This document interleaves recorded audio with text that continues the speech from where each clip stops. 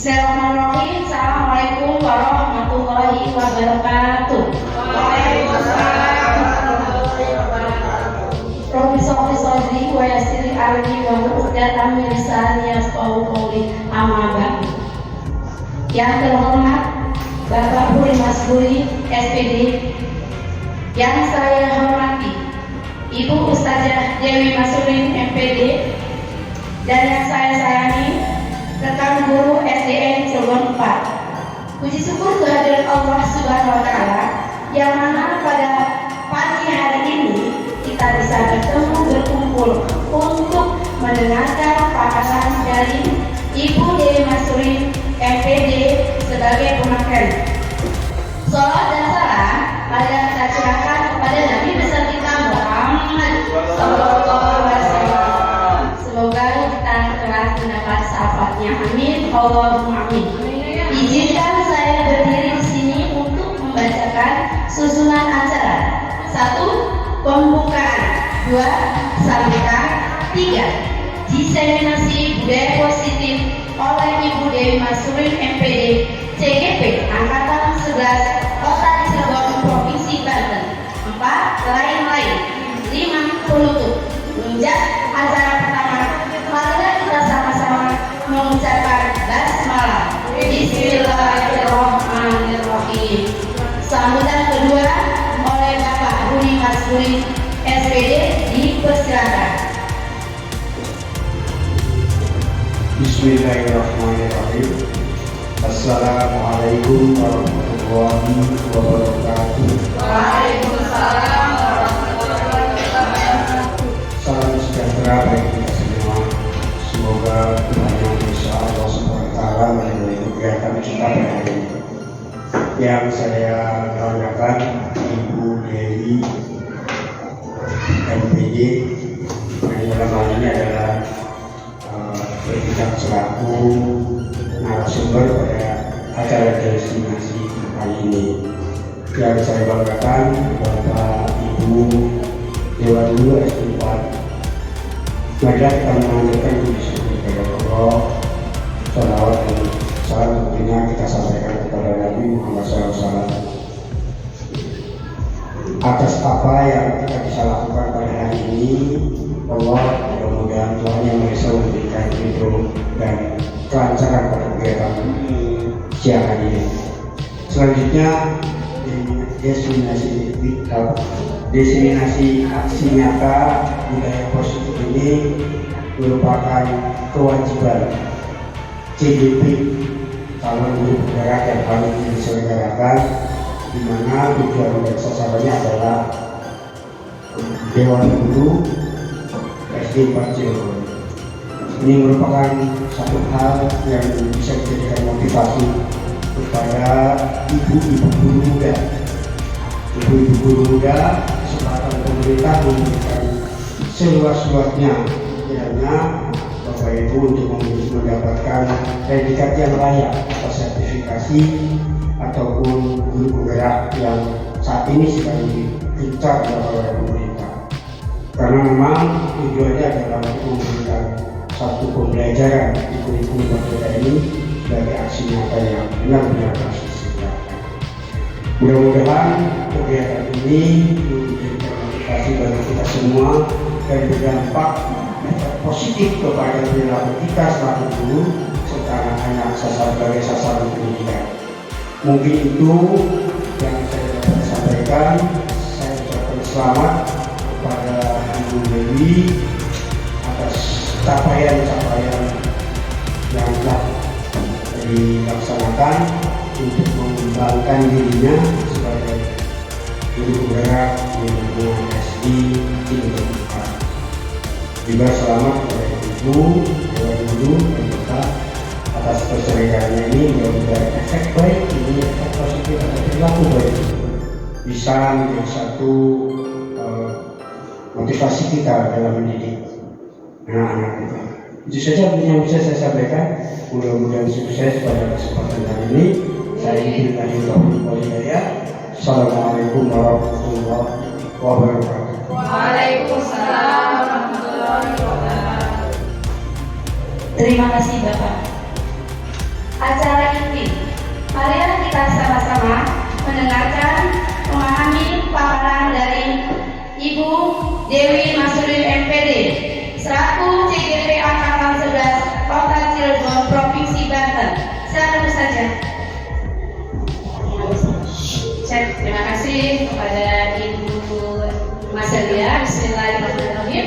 Assalamualaikum warahmatullahi wabarakatuh.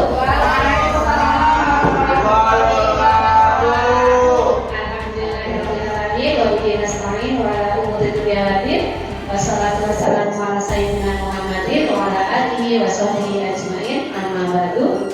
Segala puji hadirat Allah Subhanahu wa taala. Pada siang hari ini kita dapat sama-sama berkumpul dalam kegiatan diseminasi budaya positif di sekolah yang hari ini akan saya sebarkan kepada Bapak dan Ibu guru semuanya. Mohon izin, terima kasih atas kesediaan Bapak dan Ibu menghadiri kegiatan hari ini. Mudah-mudahan kegiatan ini membawa dampak positif bagi kita, terutama di dalam kita melaksanakan kegiatan pendidikan dan pembelajaran di sekolah.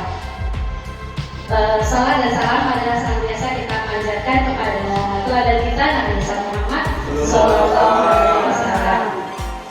Baik, mohon izin Bapak dan Ibu, kita berdiskusi bersama saja. Izinkan hari ini saya menyampaikan budaya positif di sekolah. Saya adalah Terima Suri, calon guru penggerak angkatan 11 dari Kota Cilegon, Provinsi Banten.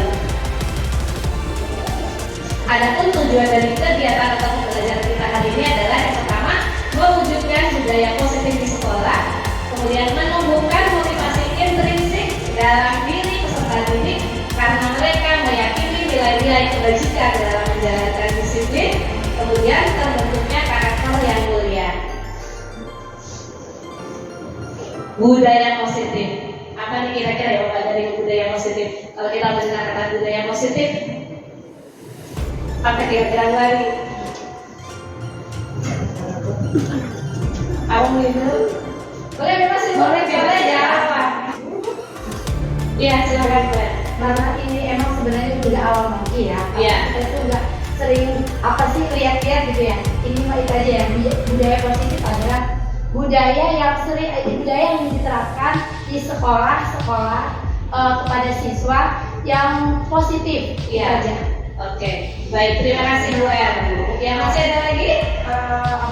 Kebiasaan atau kebiasaan baik. Ya betul Bu El, setuju. Iya, siap. Maka kebiasaan baik yang sudah berjalan atau sudah diterapkan dan akan dilakukan perubahan dan pengembangan kembali sesuai dengan visi dan misi di sekolah yang dilakukan di lingkungan sekolah. Baik, terima kasih. Tanggapannya Bu Er dan Bu Ari betul sekali ya. Budaya positif adalah nilai-nilai gitu ya, nilai-nilai atau keyakinan terkait dengan pembiasaan yang telah diterapkan di sekolah, di mana nilai-nilai itu atau kebiasaan-kebiasaan itu memang kita terapkan karena kita ingin membentuk karakter mulia supaya anak-anak itu mampu bertumbuh dan berkembang menjadi pribadi yang memiliki karakter yang baik, kemudian anak-anak dapat tumbuh secara mandiri, bertanggung jawab, dan mereka memiliki nilai-nilai kebajikan yang lain seperti itu ya. Jadi kalau kita melihat suasana di sekolah kita, apakah kita sudah menerapkan gitu ya budaya positif sudah ya Bapak Ibu ya. Kita sudah memiliki kebiasaan-kebiasaan yang terkait dan tujuannya untuk membentuk atau mewujudkan anak-anak itu memiliki karakter yang mulia atau yang baik. Nah, budaya positif di modul pendidikan guru penggerak itu ada sekitar 5 yang akan saya sampaikan. Poinnya yang pertama adalah disiplin positif, kemudian motivasi perilaku manusia, hukuman dan juga penghargaan, kemudian posisi kontrol guru, keyakinan kelas atau keyakinan sekolah, dan yang terakhir adalah segitiga restitusi. Ini adalah materi diskusi kita pada siang hari ini. Baik, disiplin positif. Kalau kita mendengar kata disiplin, yang terbayang di benak Bapak Ibu itu kira-kira apa ya? Disiplin itu ya. Disiplin kebiasaan. Ya. Kebiasaan. Contoh. Kebiasaan contoh berangkat sekolah. Anak-anak memakai seragam, datang tepat waktu. Oke. Berarti apa? Keteraturan gitu ya, Pak. Ya, disiplin positif. Kata disiplin itu yang berasal dari bahasa Latin disiplina, yang artinya adalah belajar. Kata ini juga sama akarnya berasal dari kata disipel yang berarti murid atau pengikut. Untuk menjadi seorang murid atau pengikut, seseorang harus paham alasan mengapa mereka mengikuti sebuah aliran atau ajaran tertentu, seperti itu ya, Bapak Ibu ya. Jadi anak-anak itu mungkin bisa datang tepat waktu atau memakai seragam pada hari yang telah ditentukan dengan ketentuan-ketentuannya, itu karena mereka sudah bisa mengikuti gitu ya, mengikuti atau mereka itu meyakini bahwa oh ini loh seragam sekolah SD 4 gitu. Akhirnya mereka karena mereka meyakini gitu, akhirnya mereka malu menggunakannya seperti itu ya. Kan tidak mungkin mereka akan memakai seragam misalnya seragam ya seragamnya yang bukan seragam ketentuan di sekolah gitu ya. Ini ciri ya. Iya, mereka itu sudah meyakini bahwa oh ini loh yang menjadi ciri khas anak SD 4, seragamnya seperti ini, seperti itu ya. Kemudian Ki Hajar Dewantara mengaitkan kata disiplin itu dengan kemerdekaan, gitu ya. Di mana ada kemerdekaan, di situ harus ada disiplin yang kuat. Sungguh pun disiplin itu bersifat self-disiplin gitu ya Miss ya, atau disiplin diri, yaitu kita sendiri yang harus menerapkan sekeras-kerasnya. Jika kita tidak mendisiplinkan diri sendiri, maka akan ada orang lain yang mengontrol gitu ya, akhirnya mengontrol diri kita yang akan mendisiplinkan kita, seperti itu.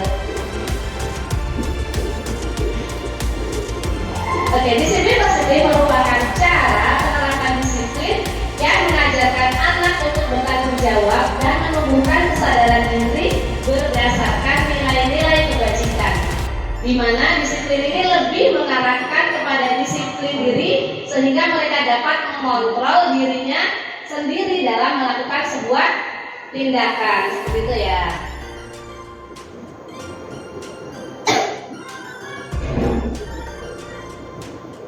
Disiplin positif itu intinya seperti ini ya Bapak Ibu. Bahasanya bahasa kasih sayang seperti itu ya.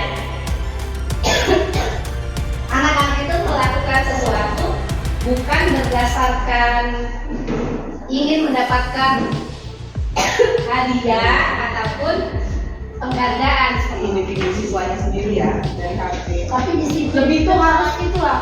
Lebih caranya tuh tanpa ada hukuman gitu loh. Iya, tapi susah banget ya untuk diganti jadi muji. Ya betul sekali gitu Miss ya. Iya, jadi anak-anak itu melakukan sesuatu karena keinginan dirinya sendiri seperti itu ya. Bukan berdasarkan oh saya kalau melakukan ini saya dapat hadiah. Tapi saja begini, ya di kelas kan sering kotor ya. Anak-anak jangan kotor dong. Nanti kalau nggak kotor itu kasih permen gitu. Ada supaya saking pengen bersihnya itu reward itu boleh Pak. Nah, kesadaran. Nanti kita akan membahas itu di poin yang kedua terkait motivasi perilaku manusia, penghargaan dan juga hukuman, gitu ya. Dan biasanya kalau motivasi dengan memberikan motivasi itu nggak akan apa ya? Iya, nggak akan betul, nggak akan mendorong untuk melakukannya. Ya, akhirnya disinilah kita berkumpul bersama, mendiskusikan bagaimana upaya kita supaya anak-anak itu memiliki motivasi intrinsik gitu ya, dalam melakukan sesuatu itu berdasarkan kesadaran gitu ya. Motivasinya itu motivasi di dalam diri gitu, bukan lagi karena mau mendapatkan gitu ya. Jadi intinya disiplin positif adalah dua rasa kasih sayang yang tak terlihat, membimbing tanpa melukai, menuntun tanpa menekan, dan mengarahkan dengan cinta yang tulus, seperti itu. Kemudian yang kedua, diskusi kita terkait dengan motivasi, penghargaan, dan juga hukuman.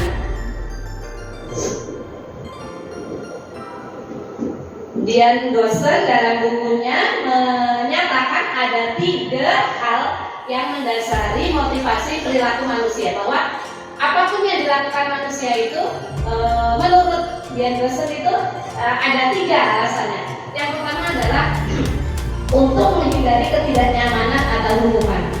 Yang kedua untuk mendapatkan imbalan atau penghargaan dari orang lain.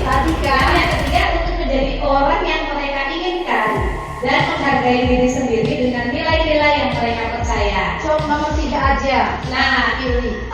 Seperti mungkin yang sudah terlihat gitu ya, yang menurut Bapak Ibu yang terlihat di dalam murid-murid kita itu motivasi apa sih yang lebih tampak gitu dari 3 Itu nomor 2 itu. Nomor 2 ya. Jadi anak-anak itu masih motivasinya melakukan sesuatu karena imbalan. Jadi mendapatkan imbalan, penghargaan, hadiah, atau motivasinya juga bisa jadi yang kedua gitu ya, menghindari ketidaknyamanan atau hukuman. Daripada saya dihukum gitu kan ya. Saya pakai sepatu. Iya. Gitu ya.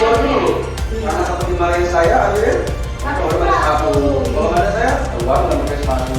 Iya, kayak kaos kaki pada bolong semua. Nah itu jadi anak-anak itu masih itu gitu ya, yang mendasari mereka melakukan sesuatu itu masih ada yang di poin pertama gitu ya, karena menghindari hukuman, kemudian karena ingin mendapatkan imbalan. Nah sekarang bagaimana nih caranya kita sebagai pendidik gitu ya, menumbuhkan motivasi bahwa mereka itu melakukan sesuatu karena berdasarkan keinginan gitu. Karena mereka menghargai diri sendiri dengan nilai-nilai yang kita percaya gitu, yang mereka percaya seperti itu ya. Mungkin tidak jauh berbeda ya Bapak Ibu, kita sendiri juga kadang kan masih mungkin ya, kayak misalnya kita mengikuti pelatihan seperti itu, nah motivasinya apa gitu kan, seperti itu kan, kita aja masih seperti itu karena kita ingin mendapatkan sertifikatnya gitu. Tapi kalau kita meyakini bahwa dengan mengikuti sebuah pelatihan itu akan meningkatkan ya ilmu gitu, kita menghargai diri seperti itu. Jadi tidak jauh berbeda. Motivasi ini tidak memandang umur gitu ya. Jadi mau anak-anak, mau remaja, orang dewasa, bahkan kita sendiri juga masih seperti ini kan. Mungkin juga, tapi mudah-mudahan tidak ada terkait sebuah kehadiran seperti itu ya. Kita hadir karena ingin mendapatkan apa seperti itu ya. Mudah-mudahan kita semua bisa menumbuhkan motivasi yang ketiga ya, yang disebut adalah motivasi internal atau intrinsik gitu ya. Kalau untuk poin yang pertama tadi terkait motivasi yang pertama itu motivasinya masih eksternal. Kemudian yang kedua untuk mendapatkan imbalan atau hadiah itu juga masih eksternal. Sedangkan jika kita melakukan sesuatu karena ingin menghargai diri sendiri, itu adalah motivasinya internal, dan inilah tujuan dari disiplin positif seperti itu ya. Sehingga mungkin dengan anak-anak kalau sudah memiliki disiplin positif itu kita tidak akan capek lagi gitu ya mengarahkan anak-anak gitu. Kalau kita tadi membahas disiplin itu kayaknya kalau anak-anak disiplin kayaknya saya mudah nih mengajar gitu, anak-anak bisa tertib nih gitu ya. Yaitu jadi yang harus kita tumbuhkan adalah itu, bagaimana mereka melakukan sesuatu itu berdasarkan keinginannya, seperti contoh belajar gitu ya. Jadi mereka itu kalau biasanya pertanyaannya kalau untuk yang pertama itu, kalau saya nggak melakukan ini, wah nanti saya dihukum seperti itu ya. Pertanyaan-pertanyaan yang muncul akan seperti itu. Dan apa itu Bu? Yang tadi disiplin. Disiplin sama tidak dengan kewajiban? Karena dengan disiplin takut dia melakukan kewajiban. Kayak tadi harus misalnya contohnya harus tahu dulu bisa ibadah, siswa harus mereka. Ya. Oh kalau itu nanti masuknya kepada keyakinan gitu ya. Jadi anak-anak tuh bagaimana mereka memiliki sebuah keyakinan dan kita mampu menerapkan sebuah kesepakatan di dalam kelas. Ketika kita belajar, sedang melakukan sebuah pembelajaran, anak-anak mestinya seperti apa gitu ya. Benar, itu nilai-nilai yang mereka yakini bahwa mendengarkan guru itu adalah sebuah apa ya, kebaikan gitu kan, nilai kebaikan kan, menghargai, menghormati orang lain termasuk guru dan lain sebagainya. Tadi terkait motivasi sudah. sekarang adalah penghargaan dan hukuman. Ada sebuah pernyataan yang mengatakan bahwa penghargaan itu berlaku sama dengan hukuman, seperti itu ya. Kenapa? Karena dengan kita memberikan penghargaan, biasanya kan kita membujuk atau meminta seseorang untuk memenuhi sebuah tujuan, seperti itu ya. Iya, jadi apa ya, penghargaan itu katanya sama dengan sebuah hukuman, seperti itu. Karena kita coba lakukan ini, nanti dikasih hadiah, seperti itu ya. Seperti apa ya, kebiasaan kita. Kalau hari Senin itu kita biasanya Dikasih nih waktu berikan reward kan, seperti itu. Itu Ternyata salah. iya gitu, ternyata yang membuat Ternyata anak-anak membuat anak-anak melakukan hal seperti itu kan akhirnya ya. dorongannya eksternal dan menjadi faktor ketergantungan. Nggak mau. Iya. Untuk menegakkan kedisiplinan kan makanya dipancing dengan memberikan Reward. Nah, sekarang cara kita kalau anak-anak ini sudah mulai, sebenarnya awalnya kan seperti itu ya, Bapak Ibu, niat kita itu supaya anak-anak itu ketika upacara lebih tertib, seperti itu. Nah, mulai mungkin kalau sekarang kita melihat, oh anak-anak ternyata sudah bisa nih bahwa upacara dengan tertib itu adalah sebuah hal yang saya yakini sebagai penghormatan saya kepada pahlawan misalnya, seperti itu ya. Atau memang Cinta tanah nah, air. itu nasionalisme bahwa Iya. upacara ini memang harus seperti ini loh dilakukannya, nggak boleh ngobrol, dilakukan dengan tertib, berdiri tegak, seperti itu ya. Akhirnya anak-anak kan apa tadi, menjadi ketergantungan, pengen tertib karena untuk mendapatkan hadiah, seperti itu. Jadi penghargaan itu artinya sama dengan hukuman, karena kita memberikan sesuatu, meminta sesuatu anak-anak untuk tertib ya, ketika upacara ya, nanti dapat hadiah, nanti dapat reward, seperti itu ya. Beda kita mengenai itu. Iya boleh. Berarti berbeda dengan hukuman.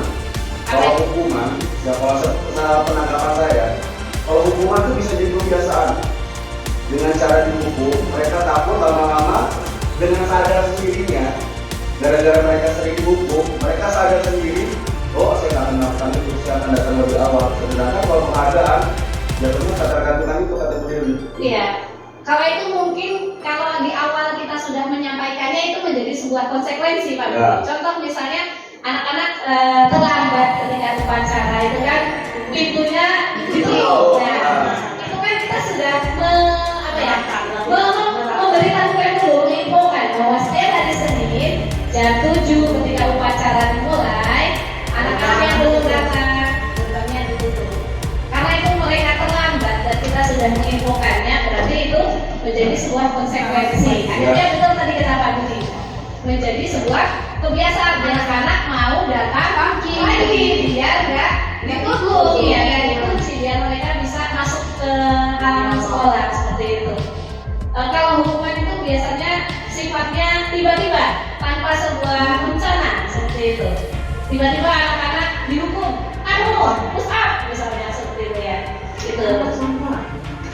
Ya kan, tapi kalau kita sudah melakukan sebuah kesepakatan, kemudian kita sudah anak-anak itu udah curah pendapat gitu. Bila kalau saya terlambat saya harusnya apa dengan bapak dan ibu guru, itu bisa menjadi sebuah konsekuensi yang nantinya di slide berikutnya ini akan kita bahas sebentar. Nah ini hukuman, konsekuensi dan juga restitusi, seperti itu ya. Contoh tadi kalau hukuman itu sifatnya biasanya menyakiti, bisa yang disakiti fisik, bisa jadi perasaan, seperti itu ya. Tapi kalau konsekuensi itu sesuatu yang harus terjadi. Saya terlambat, jadi saya harus upacara di luar gerbang, misalnya seperti itu. Nah, kalau restitusi itu merupakan sebuah pilihan. Bagaimana supaya saya tidak upacara di luar? Saya harus datang sebelum jam 7 pagi, seperti itu ya. Restitusi, iya. Jadi konsekuensi dan restitusi itu adalah sebuah cara untuk mendisiplinkan anak. Kalau kita lihat adalah hukuman itu menjadi identitas gagal buat anak-anak. Wah, saya gagal nih, saya dihukum, seperti itu ya. Tapi kalau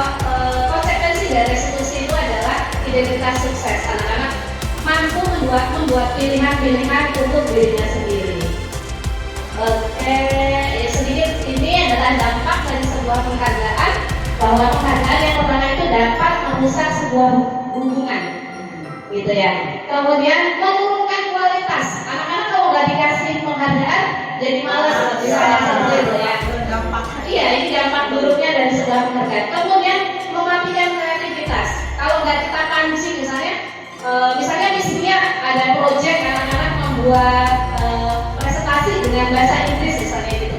Sudah dijanjikan nih sama Miss, nanti mau dapat hadiah untuk kelompok yang terbaik misalnya gitu. Nah, di pertemuan berikutnya ketika tidak disampaikan, mungkin anak-anak akan menurunkan kualitas diskusi atau presentasi mereka gitu ya. Jadi dampak dari sebuah penghargaan itu juga dapat mematikan kreativitas, dan juga yang terakhir, penghargaan itu mengurangi motivasi internal atau motivasi dalam diri sendiri. Baik, mohon izin kembali lagi, ini terkait tabel perbedaan antara hukuman dan disiplin. Disiplin itu ada dua ya Bapak Ibu ya, ada konsekuensi, ada restitusi. Kalau hukuman itu ada satu, biasanya hukuman itu tidak nyaman untuk murid dalam jangka waktu yang panjang. Kemudian kalau konsekuensi itu tidak nyaman untuk murid dalam jangka waktu pendek. Kalau restitusi itu menguatkan diri murid dalam jangka waktu yang panjang.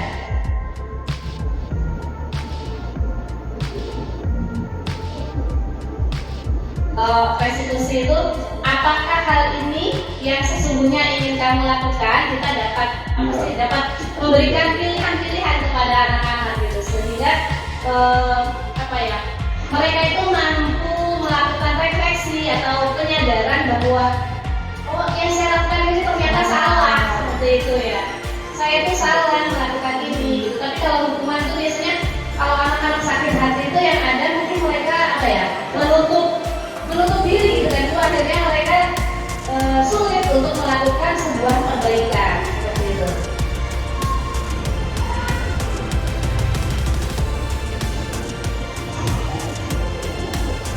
Nah, sekarang mari kita lihat tindakan guru nih, misalnya mencatat 100 kali di dalam buku kalimat "saya tidak akan terlambat". Ini hukuman atau konsekuensi? Hukuman. Oke, itu ya Pak Ibu ya. Lari mengelilingi lapangan basket karena terlambat tadi. Karena sifatnya fisik. Ya. Kemudian murid diminta untuk push up 15 kali karena tidak menggunakan menggantikan kertas teman yang telah dicoret-coret. Atau misalnya KKS-nya penumpang air gitu ya sama teman-temannya.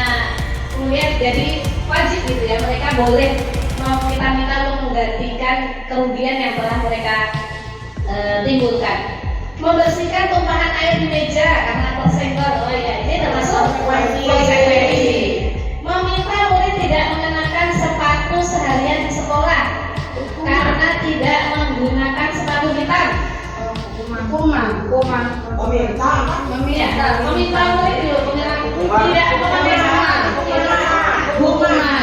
Lari mengelilingi lapangan basket 2 kali per waktu karena terlambat 10 menit. Hukuman. Karena terlambat 10 menit loh Bapak Ibu. Iya, hukuman. Konsekuensi ini. Karena pembelajaran itu harus dilakukan sebetulnya tepat waktu. Nah, dia terlambat 10 menit gitu. Iya, itu menjadi sebuah konsekuensi gitu ya. Karena olahraga itu kan. Iya, karena harusnya kan mereka dapat mengikuti pelajaran dengan tepat waktu, tetapi dia terlambat gitu. Nah, tapi mungkin nanti guru PJOK-nya bisa melakukan restitusi, bisa mengajak ngobrol apa yang membuat dia terlambat 10 menit untuk mengikuti kegiatan pelajaran gitu ya. Nah, dari sebuah diskusi atau pendekatan itu kan nanti anak-anak akan mengemukakan sebuah alasan yang tepat gitu ya. Jadi ini bisa konsekuensi dan bisa hukuman, dilihat dari mana sebuah alasan yang terlebih dahulu ya Bapak Ibu. Nah, ini perbedaan antara hukuman dan disiplin. Hukuman itu bersifat tidak terencana, tiba-tiba, tidak tahu apa yang terjadi. Misalnya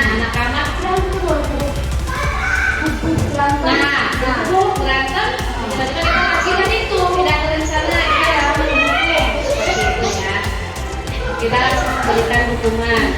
Atau guru tiba-tiba marah seperti itu di kelas tanpa tidak direncanakan, seperti itu ya. Terjadinya tiba-tiba, itu adalah sebuah hukuman. Kalau disiplin itu sudah direncanakan melalui kegiatan curah pendapat. Kita dapat membuat kesepakatan di kelas.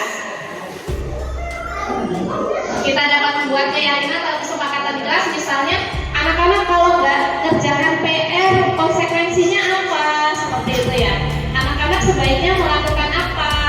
Apa yang harus kita lakukan kalau nggak mengerjakan PR? Nah, ini kita boleh memberikan konsekuensi, tetapi sudah disepakati dulu antara guru dan siswa. Ya, tidak tiba-tiba nggak mengerjakan PR, kamu keluar karena tidak mengerjakan PR tanpa pemberitahuan dulu sebelumnya. Tapi kalau di awal pertemuan kita sudah membuat kesepakatan gitu ya. Kalau nggak mengerjakan PR, konsekuensinya adalah di luar. nah, misalnya apa? Mengerjakan di luar seperti itu. Atau misalnya anak-anak kalau tidak tertib di kelas seperti itu ya. Konsekuensinya apa? Itu adalah sebuah konsekuensi karena dilakukan berdasarkan sebuah kesepakatan. Yang kedua, hukuman bersifat satu arah. Guru yang memberikan dan murid yang menerima. Kalau disiplin diputuskan melalui sebuah kesepakatan, melalui curah pendapat. Bapak Ibu bisa ya, anak-anak sudah bisa diajak bekerja sama, sehingga tadi ketika kita ingin menerapkan disiplin itu anak-anak mudah untuk diarahkan gitu. Karena kan saya sendiri juga bayangkan kalau anak-anak semuanya duduk tertib di kelas, wah kayaknya mengajar enak sekali seperti itu ya. Tapi tidak seperti itu. Ya, memang kodratnya anak-anak itu belajar sambil bermain gitu. Jadi kita tidak mungkin bisa mengharapkan anak-anak itu bisa duduk diam gitu ya. Ya, yang ketiga, hukuman dapat menyakiti fisik ataupun perasaan melalui sebuah perbuatan ataupun kata-kata. Dan disiplin itu dalam bentuk konsekuensi. Kalau kamu melakukan ini, konsekuensinya apa anak-anak, resikonya apa gitu ya. Kita sampaikan di awal bahwa resiko itu berbeda dengan hukuman. Ya, konsekuensi itu berbeda dengan hukuman. Baik, tujuan dari disiplin positif adalah menanamkan motivasi yang ketiga. Yang ketiga tadi motivasinya adalah ingin menjadi orang seperti apa, seperti itu ya. Jadi motivasi intrinsik. Mereka ingin menjadi orang seperti apa dan menghargai diri sendiri dengan nilai-nilai yang mereka percaya. Ketika murid-murid kita memiliki motivasi intrinsik, mereka telah memiliki motivasi itu akan berdampak jangka panjang. Mereka tidak lagi melakukan itu karena takut, karena dihukum, karena biar saya dapat hadiah seperti itu ya.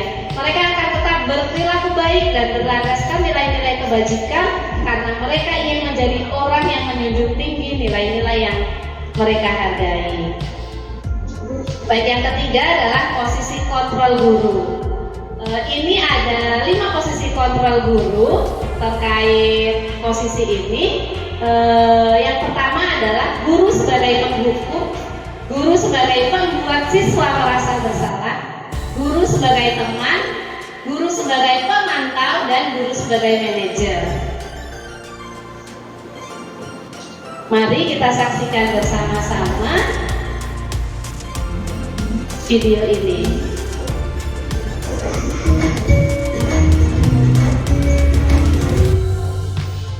Salam bahagia Ibu dan Bapak Guru hebat. Dalam penerapan disiplin positif restitusi, salah satu program yang dikembangkan adalah 5 posisi kontrol. 5 posisi kontrol dalam restitusi adalah proses perjalanan seorang pendidik agar dapat mengenali dirinya. Pada video kali ini, kita akan membahas tentang 5 posisi kontrol yang dikembangkan oleh Diane Dawson dan contoh penerapannya.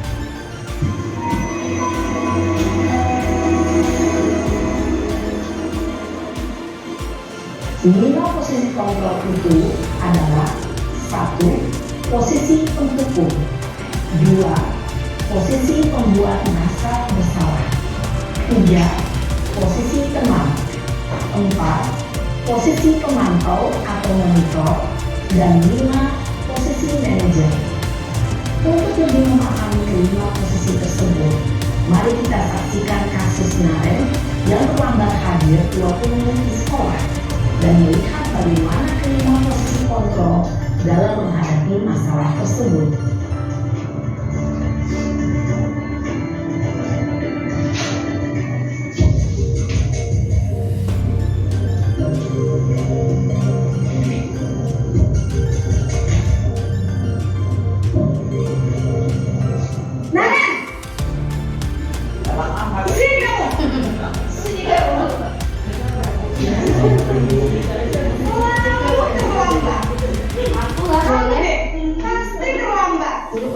Aku, saya.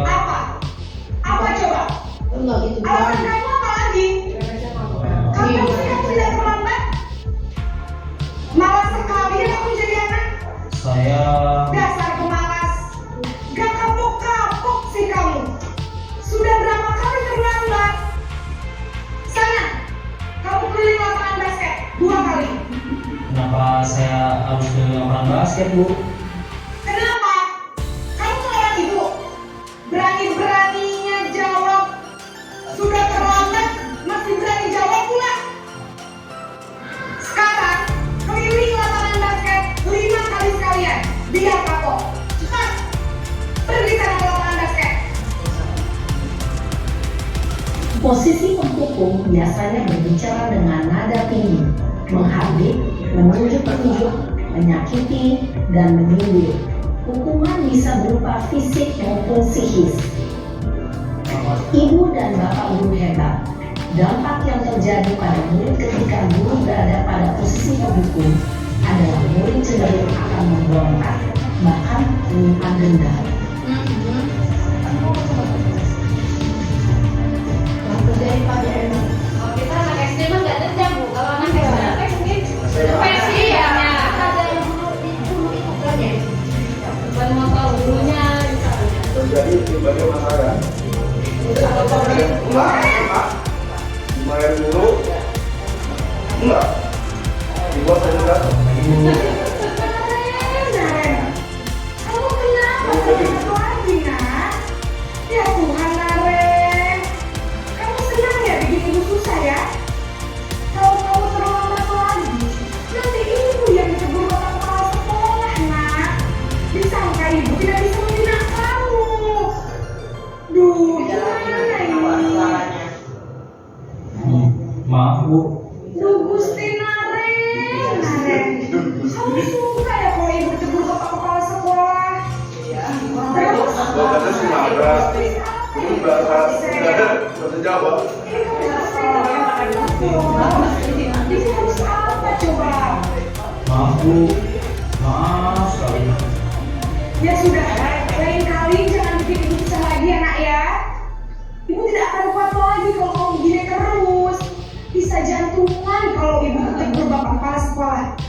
Sana cepat. Habisnya ya, makanya bagus sekali. Bagus dia, bagus banget. Posisi pembuat rasa bersalah berbicara dengan nada yang naik, cenderung lembut, namun kata-kata yang akan membuat murid merasa menjadi orang yang gagal, memandang dirinya sendiri, merasa tidak berharga, dan tidak sanggup membahagiakan orang lain.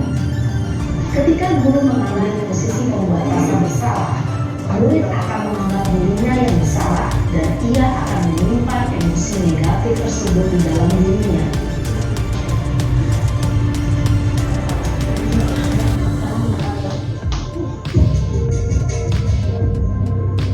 Selamat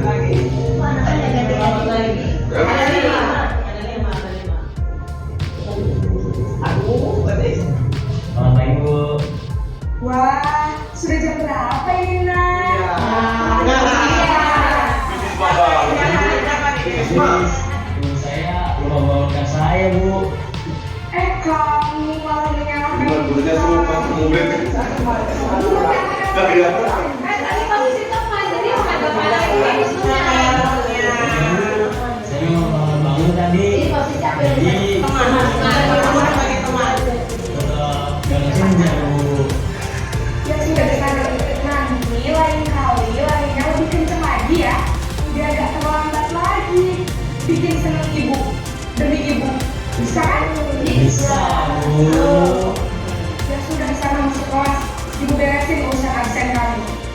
kamu ini ada-ada saja.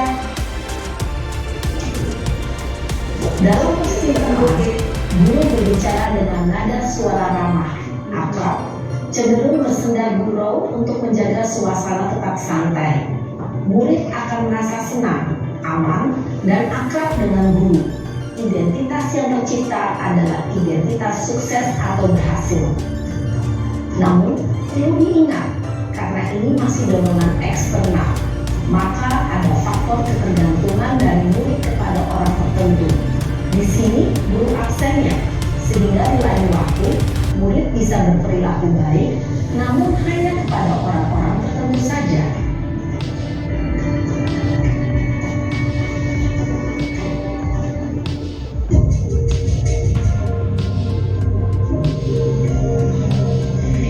Kasihan. Ada ganti-ganti murid begitu. Naren, Aduh, kan sabar kan dari awal sampai tadi. Di sini. Bu, Naren, apa peraturan sekolah kita tentang jam berapa kita harus masuk sekolah, nak? kita harus di sekolah jam 7, Bu. Iya betul, sekarang sudah jam 7.20. Naren sudah tahu konsekuensinya jika terlambat hadir. Paham, Bu. Saya harus tinggal kelas pas jam istirahat selama 20 menit. Ya benar, konsekuensinya demikian. Jadi nanti jam 9.30 pas istirahat, kamu harus tinggal di kelas, kerjakan tugas tambahan untuk ketertinggalan kamu, ya? Baik, Bu. Posisi pemantau mengandalkan penghitungan atau data untuk mengontrol murid. Guru mengarahkan murid berdasarkan peraturan dan konsekuensi. Seorang pemantau menunjukkan bahasa tubuh dan ekspresi wajah yang datar dan cenderung formal. Ini bukan sepuluh.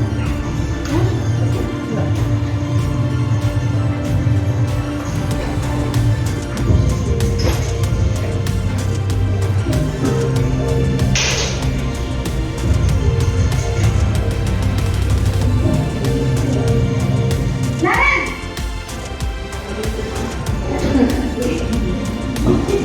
Selamat pagi, Bu. Selamat pagi, Naren. Maaf, Bu. Saya terlambat. Iya, sekolah masuknya jam 7, sekarang sudah jam 7.20. Jadi sekarang bagaimana ini, Naren? Maaf, Bu. Saya lupa soal saya semalam. Baiklah, menurut kamu, keyakinan sekolah yang mana yang perlu kamu tingkatkan? Menghargai diri sendiri dan orang lain mungkin ya, Bu. Setuju. Jadi, apakah Naren meyakini prinsip saling menghormati tersebut? Iya, Bu. Saya meyakininya. Apakah Naren bersedia memperbaiki masalah keterlambatan ini? Bersedia, Bu. Bagaimana kamu akan memperbaiki masalah keterlambatan ini? Saya akan coba untuk tidak lupa menyetel alarm saya, Bu.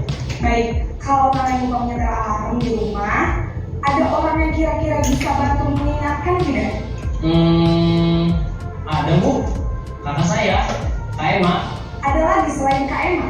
Selain Kak Emma, ada ibu saya.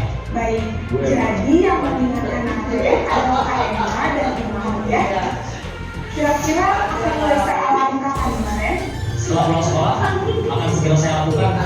Baik, jadi Naren akan setel alarm besok pagi dan akan diingatkan oleh kakak dan ibu dan Naren ya. Ada lagi yang mungkin perlu dilakukan, Naren, agar tidak terlambat bangun lagi. Tidak ada, Bu. Baik, Naren, terima kasih untuk kerjasama kamu. Sekarang kamu perlu kembali ke kelas untuk belajar. Baik, Bu. Terima kasih.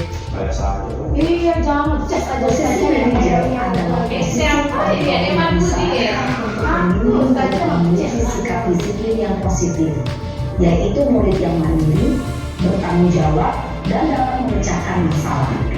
Tujuan dari posisi ini adalah agar murid dapat berefleksi atas tindakannya. Guru akan terus memberikan pertanyaan-pertanyaan bermakna, sehingga membuat murid dapat belajar dari kesalahannya dan mencari sebuah solusi untuk menyelesaikannya. Ibu dan Bapak guru hebat, setelah mengamati adegan kelima posisi kontrol tadi, kira-kira posisi mana yang paling ideal? Posisi lima yang dapat menunjang motivasi dan prinsip murid. Ya, tentu posisi manajer. Posisi ini memang posisi ideal dan umum dituju setiap pendidik. Pada posisi inilah, guru dapat menerapkan disiplin positif yang berpihak pada murid, yang memerdekakan murid. Perjalanan seorang pendidik tentu tidak mudah. Tujuan kita pasti, yaitu menciptakan murid-murid yang mandiri, merdeka, dan bertanggung jawab. Semoga penggambaran 5 posisi kontrol yang telah diperlihatkan ini dapat menjadi ajang refleksi bagi kita semua, agar dapat terus mengasah dan menerapkan disiplin positif yang memerdekakan murid. Mari terus berlatih dan bersemangat. Selamat menerapkan. Salam dan bahagia Ibu dan Bapak Guru hebat.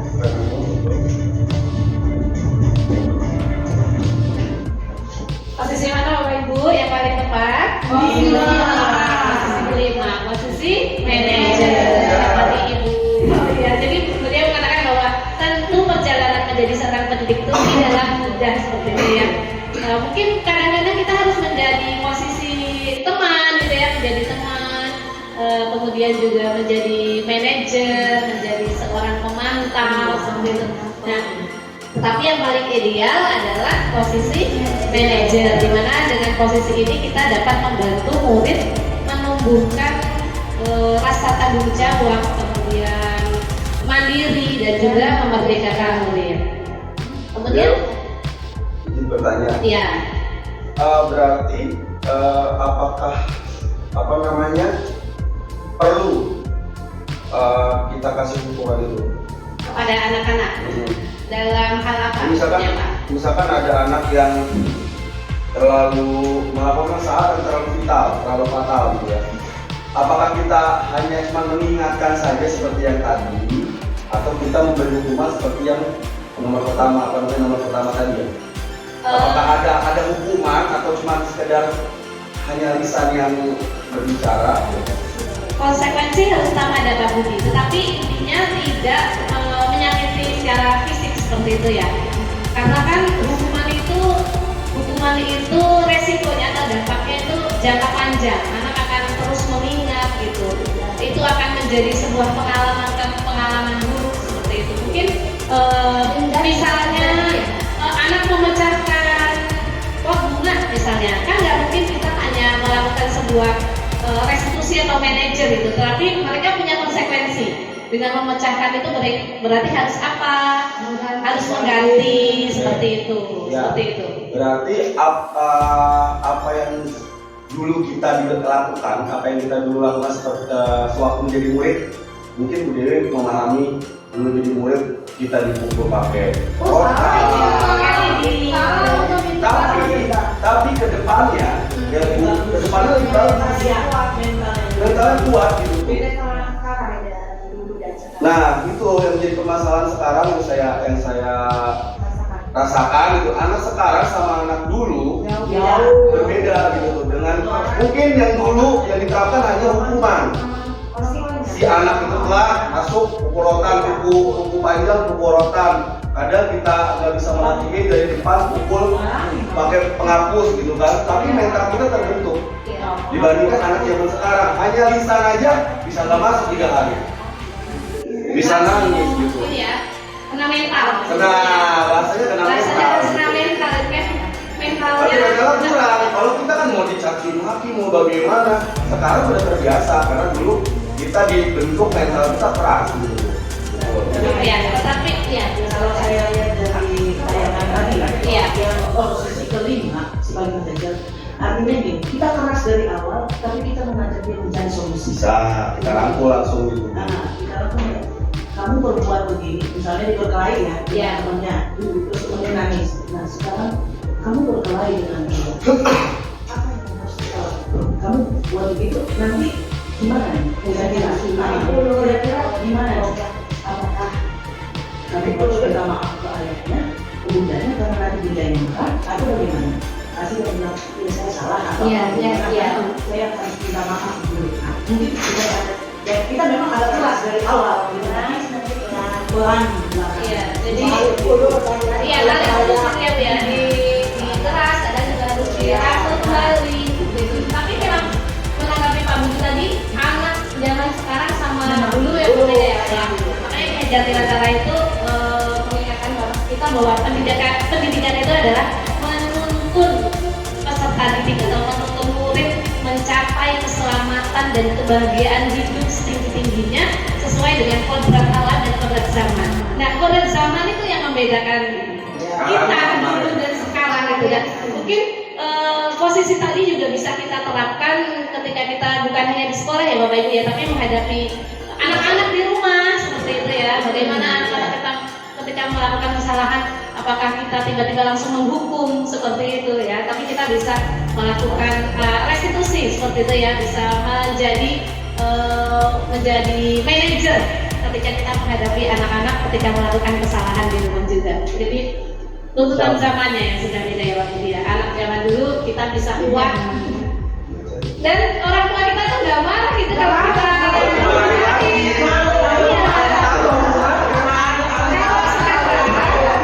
kita menyakiti tahu hukum anak kita Orang tua aja bohong. orang tuanya yang ngomongkan ke sekolah seperti itu ya.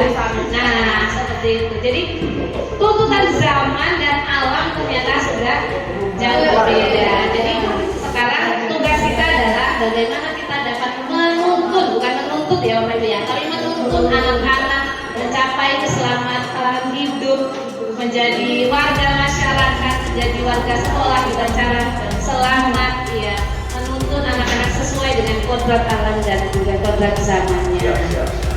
Seperti itu.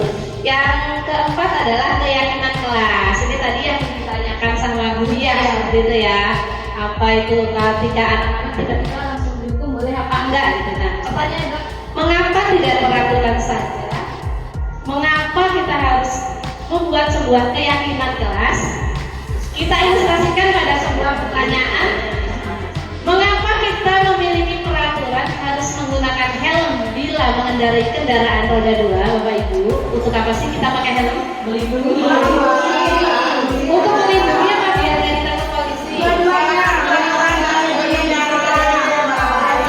Kalau kita meyakini bahwa pakai helm itu untuk melindungi, berarti itu kan ada nilai yang kita yakini, yaitu keselamatan. Kita mau selamat nih melindungi kepala kita, gitu ya. Ketika ya kita semuanya pasti berpikir positif selama mengendarai kendaraan gitu ya. Nah seperti itu. Jadi kan itu kita meyakini bahwa kita pakai helm itu karena sebuah aturan untuk keselamatan. Tapi kita meyakini kalau kita itu kita harus menjaga keselamatan. Yang kedua berarti ada nilai yang kita yakini, keselamatan. Mengapa kita memiliki peraturan membuang sampah di tempatnya? Tak membuang sampah di tempatnya. Agar bersih. Nah ada nilai yang kita yakini supaya bersih, kalau nggak bau, supaya tidak bau, karena bau itu menimbulkan kuman. Berarti kan ada nilai yang kita yakini, yaitu kesehatan. Seperti itu ya. Kita pengen sehat loh, sehingga lingkungan kita harus bersih. Bersih itu salah satunya dengan cara kita buang sampah pada tempatnya. Nah, mengapa kita memiliki peraturan harus datang tepat waktu pada saat mengikuti sebuah pelatihan? Agar tidak tertinggal materi. Nah, boleh seperti itu. Tidak malu. Nah, karena itu kan berarti kita meyakini kan kalau terlambat itu ternyata membuat kita malu. Oke, selanjutnya adalah tahap restitusi ya Bapak Ibu, restitusi. Ini tahapannya ada 3. Yang pertama adalah menstabilkan identitas. Ilustrasinya tadi adalah Naren. Dipanggil dulu, nanti saya juga membuat sebuah ilustrasi. Kemudian validasi tindakan yang salah. Kemudian yang ketiga adalah menanyakan keyakinan. Naren, menurut Naren itu terlambat, sudah melanggar keyakinan apa? Seperti itu ya. Seperti itu. Ini ilustrasi praktik restitusi yang saya lakukan terhadap salah satu kesempatan ini. Alhamdulillah baik Bu. Kemudian kalau Roda namanya misalnya Ibu Mari. Kalau Bu kamu tadi selamat masuk pada saya dan silakan. Kalau Bu Ji boleh tahu kira-kira apa kalian?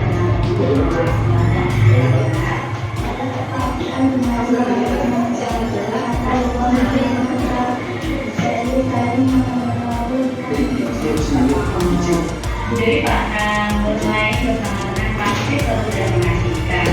Ibu sebenarnya orang yang makan bekal sudah berjalan. Ibu mau berwaktu di kalian mencari solusi bagaimana supaya dia tidak terlambat lagi setelah baik. Kira-kira apakah tindakan dia melanggar kesepakatan yang menjadi masalah? Apa itu kira-kira?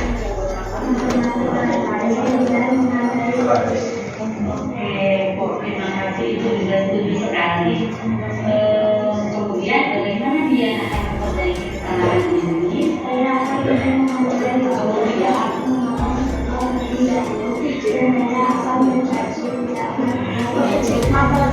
Baik, terima kasih dari bangga dengan tanggung jawabnya. Sekarang dia sudah mulai bersuara. Terima kasih yang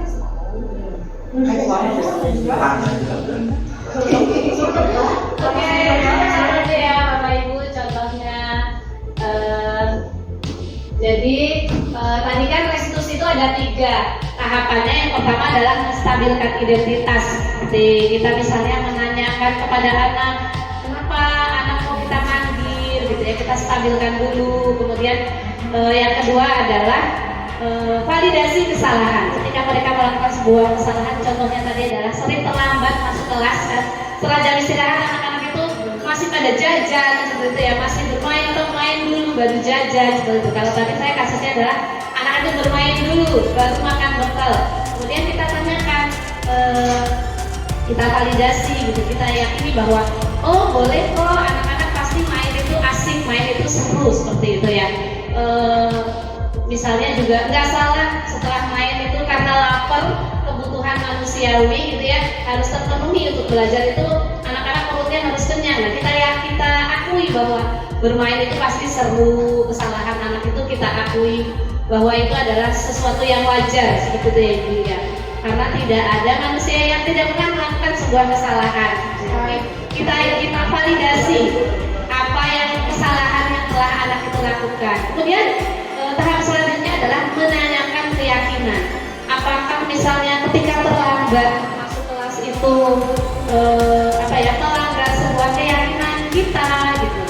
Iya, misalnya saya tidak menghargai waktu Bu karena saya terlambat. Saya tidak menghargai guru, menghormati guru, Bapak Ibu guru sudah masuk, saya masih bermain di luar. Anak-anak menyadari keyakinan apa yang sudah mereka langgar. Dan yang selanjutnya di tahap itu kita menanyakan bagaimana cara dia melakukan perbaikan gitu ya. Contohnya kalau anak-anak nggak kerjain PR gitu kan, kita tanya gimana nih supaya tidak terulang lagi, tidak mengerjakan PR seperti itu. Misalnya, oh saya nanti Bu kalau ada PR mau cepat dikerjakan, saya mau mengerjakannya di sekolah aja supaya tidak lupa seperti itu ya. Nah, melalui pendekatan restitusi, ketika murid berbuat salah, guru akan menanggapi dengan mengajak murid berefleksi, melakukan sebuah penyadaran tentang apa yang dapat mereka lakukan untuk memperbaiki kesalahan mereka, sehingga mereka menjadi pribadi yang lebih baik dan menghargai dirinya sendiri. Ketika anak berbuat salah, kita tidak bisa memotivasi anak, kita bisa memotivasi anak menjadi lebih baik. Kita bisa menciptakan kondisi agar mereka bisa melihat ke dalam diri mereka. Saya harus menjadi orang seperti apa, seperti itu ya. Kita harus mengajari mereka untuk menyelesaikan masalah dan berusaha mengembalikan mereka ke kelompok dengan karakter yang lebih kuat. Identitasnya adalah identitas berhasil, bukan identitas gagal. Terima kasih sudah selesai paparan materi yang dapat saya sampaikan. Kalau ada yang ingin menanggapi, ingin memberikan masukan, silakan kepada Dani. Silakan Pak Budi. Oke Pak Budi, teman-teman dibuka seksi lain-lainnya. Restitusi.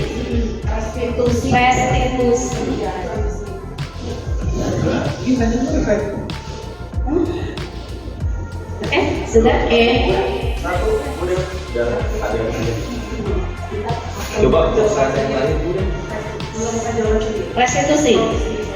Sebelum segitiga restitusi, sebelumnya habis sebelum ini. Keyakinan kelas. Dan yang kelima tadi itu keyakinan kelas ya? Yang keempat keyakinan kelas, yang kelima itu segitiga restitusi, Pak Budi. Nih. Segitiga restitusi itu berarti kalau yang di video tadi yang kelima berarti ya, manajer ya? Iya, Itu manajer. hanya untuk manajer, bukan untuk yang keempat, ketiga, kedua. Oh bisa juga kita melakukannya, cuman kita melakukan posisi kontrolnya untuk yang ketiga ya, untuk posisi teman dan juga posisi pemantau ya, pemantau mungkin masih agak bisa. Tapi kalau untuk hukuman itu kan biasanya kita tidak menstabilkan identitas anak-anak dulu seperti itu. Karena sifatnya kan tiba-tiba gitu kalau hukuman. Berarti tidak hanya di yang manajer saja kan untuk restitusi itu. Iya. Tapi kan tadi idealnya seperti itu ya, posisi yang paling ideal adalah posisi manajer. Berarti bisa sebagai teman, bisa memantau. Ya, kita bisa melakukan ini, kita bisa menjadi posisi sebagai teman, sebagai pemantau. Oke, terima kasih Bu Dewi. Baik, terima kasih Pak Budi. Silakan Bapak Ibu, masih ada yang lain? Kalau sudah tidak ada, saya cukupkan. Terima kasih atas atensi, perhatian dan juga tanggapan dari Bapak dan Ibu semua. Mohon maaf atas segala kekurangan. Bila taufiq wal hidayah. Wassalamualaikum warahmatullahi wabarakatuh. Waalaikumsalam warahmatullahi wabarakatuh.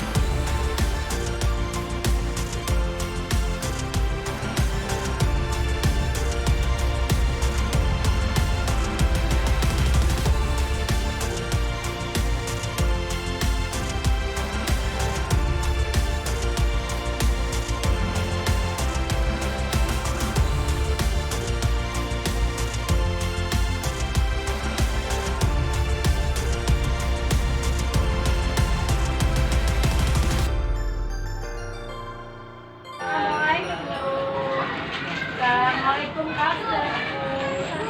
Waalaikumsalam. Waalaikumsalam. Semangat. Ya. Nah, salam Bu Guru dulu yuk. Selamat pagi. Selamat pagi.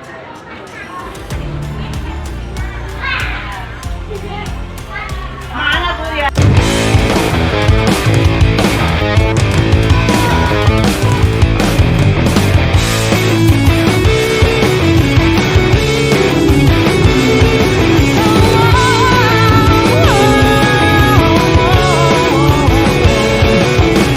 Biar saja ku tak sehebat matahari, tapi selalu ku coba untuk menghangatkanmu. Biar saja ku tak setegar batu karang, tapi selalu ku coba untuk melindungimu.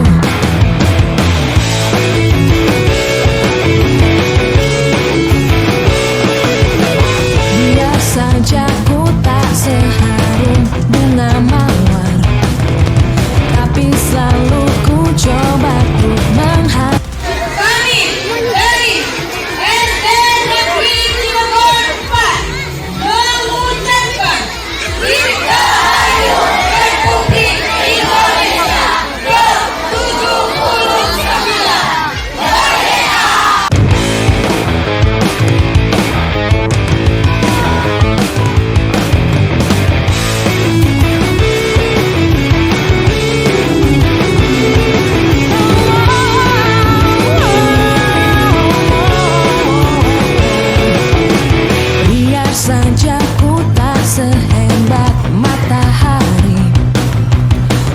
selalu ku coba untuk menghangatkanmu.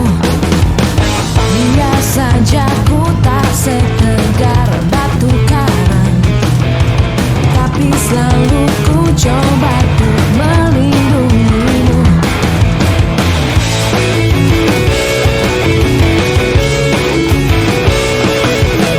Biar saja ku tak seharum bunga mawar, tapi selalu